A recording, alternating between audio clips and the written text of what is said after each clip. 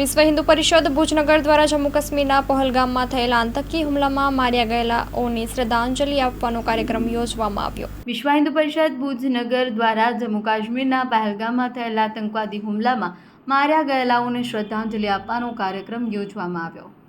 અહેવાલમાં ન્યૂઝ દર્શન મહેતા ભુજ।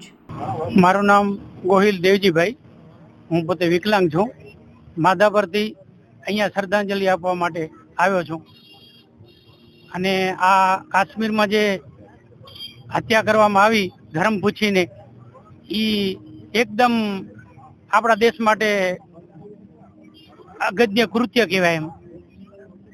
તો એને અત્યારે જડબાતોડ જવાબ દેવો પડે।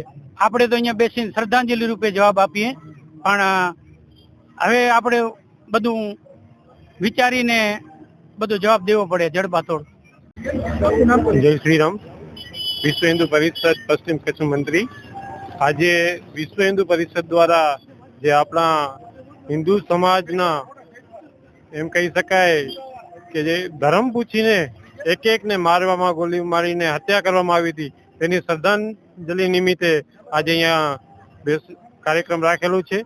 શ્રદ્ધાંજલિ નિમિત્તે અત્યારે રાખેલું છે તો 400 થી ઉપર આવી ગયા છે શ્રદ્ધાંજલિ આપવા માટે। 2 મિનિટનું મૌન રાખે, શ્રદ્ધાંજલિ આપે, પોતાની વેદના રજૂ કરે અને કે જે આજે કાશ્મીરમાં થયો કાલે કચ્છમાં પણ ન થાય તેવી પણ વેદના રજૂ કરે અને જાગૃતતા આવે એના માટે થઈને કાર્યક્રમ રાખ્યો છે। કારણ કે કાશ્મીરમાં થયું આજે એ પણ નિંદાદીય કે છે, પણ અત્યારે જેમ હાલની પરિસ્થિતિ આપણે જોવા જઈએ તો કચ્છમાં એ જ તરફ જઈ રહ્યો છે। જે અબડાસા સાઈડ જોઈએ, ખાવડા સાઈડ જોઈએ, અને જ્યાં જ્યાં હિન્દુ ઘટે છે ત્યાં કચ્છમાં પણ એવી જ પરિસ્થિતિ થાય છે। અત્યારે આપણે હિન્દુ સમાજના ક્યાં સુધી આપણે ભાગશું? કારણ કે અબડાસામાંથી કચ્છમાં જોવા જઈએ તો અબડાસા જે છેવાડાનો વિસ્તાર છે ત્યાંથી આપણે ભુજમાં આવ્યા, પણ હવે ભુજમાંથી ક્યાં જશું?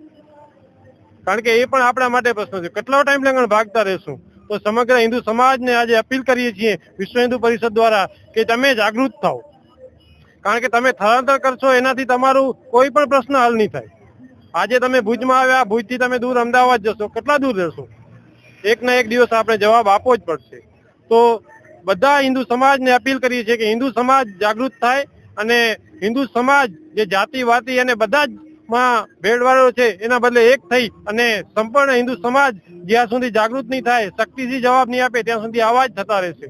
તો સમગ્ર હિન્દુ સમાજને નમ્ર અપીલ છે કે તમે જાતિના સમગ્ર વાળા ભૂલી અને સમગ્ર હિન્દુ સમાજ એક થઈ એક છો તો તમે સેફ છો।